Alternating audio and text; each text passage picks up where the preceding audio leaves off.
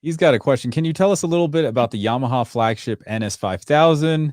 Yamaha is getting on the market of big subwoofers for home theater. Oh, are you guys making some big subwoofers? Oh. Yamaha? I know we've talked about it. Yamaha, it's got like some really, really good subwoofers. So yep. What do we have? I don't see big subwoofers coming. We have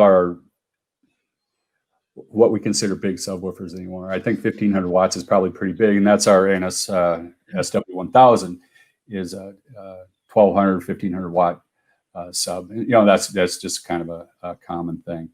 So subwoofers, we have a nice selection right now, and so I don't see that growing right away. Might be something coming out next year that I'm not aware of, but the line that we have good, better, best in a couple different categories that seems to fit our products nicely. And he had a question about the NS5000 speakers. You might want to come back to the HiFi Summit. There you go. Oh, hey, you heard it here, folks. Dun, dun, dun. Hey, I don't know very much about your subs. Do you have any that go down below 20 hertz? Yeah, I think the 1000. I think it's at 18 hertz is what it's rated at. It's pretty competitive. And, yeah, and it's a great sub. We use them in all the shows. It's just Yamaha is not a speaker company, traditionally. Per se, right? Yeah, kind of. Yeah, I mean, we made some awesome stuff over the years, and we make some good quality stuff. But there's how many speaker brands are out there, how many subwoofer companies are out there right now that are doing their thing and doing it very well. So, we have some great subs. I don't know of anything new coming out down the pipe. I feel like you guys, when you guys set your mind to something, you can always come out with an awesome product. If you want to do 2-channel, you guys make awesome 2-channel stuff. Those studio monitors, you guys kill it with those. You know what I mean? So I think it just really depends where you focus. Look at that little subwoofer right there, the YST. That's funny because I actually had a soundbar a long time ago where the subwoofer was built into like the AVR piece. Art. Oh yeah, the woofer. Yeah, that thing didn't sound terrible actually. Well, that little sub that you got right there is kind of fun. It's 17 1/8 wide, so it fits in an equipment rack or a piece of furniture, that was made for equipment. This guy. Yeah, so that'll slide right into a wall unit. If it's wide enough for a receiver or something, it'll slide right in there. That's your next upgrade, Michael, right there.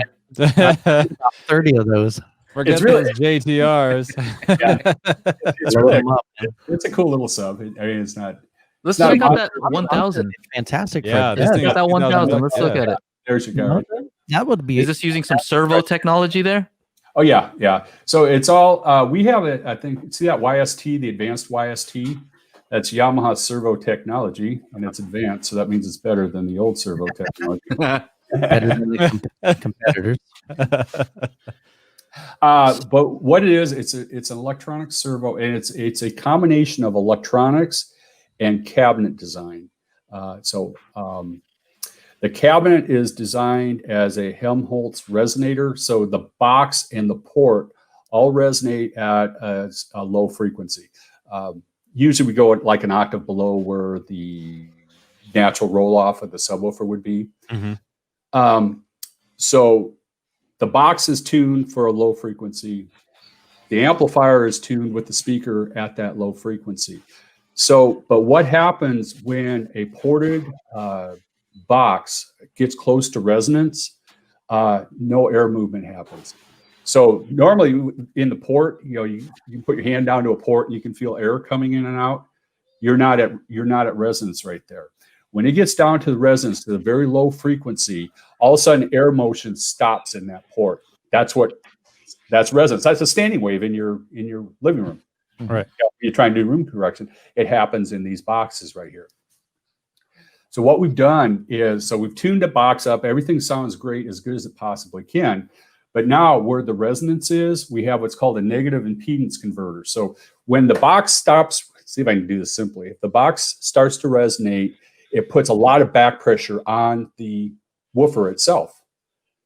because there's no air moving through the port anymore, because now Okay. we're at resonance and it's building up a standing wave in the port.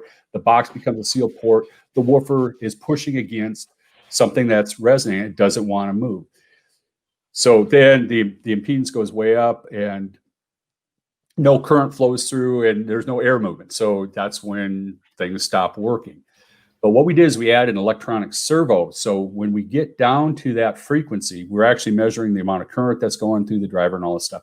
But what we do, it's called a negative impedance and curve inverter. So when the impedance goes up at resonance, we actually triple the drive or quadruple the drive or 10x the power drive to the speaker. So we overcome electrically the mechanical resonance that's in the port though. So now we can drop down another octave from where we normally would have. So this Yamaha servo technology, it's been around. That was late 80s we came out with that, and we've been using the products over the years ever since. But it allows us to get overcome the physics of mechanical resonance. If not, you'd end up with a box Huge. 4 feet across to get the same type of. Kind of have that. And it's different from the one that's in the entry level one. Obviously, that's like under $200, right? Because that also says servo. Yeah, but I'm assuming it's a little different. It uses That's not the advanced servo. That's the regular servo. Yeah. It's the junior servo, but it's a patent. It's a Yamaha patented technology. When we first came out with that, I think it was 88, 87 or something like that. Would be the YST 100. It was a mind blower at shows and things like that, because no one had ever heard that much bass coming out of that small of a box. And then over the years, we've just evolved it, and then going into high power subs and stuff like that we're using today. So we still like it. Very cool.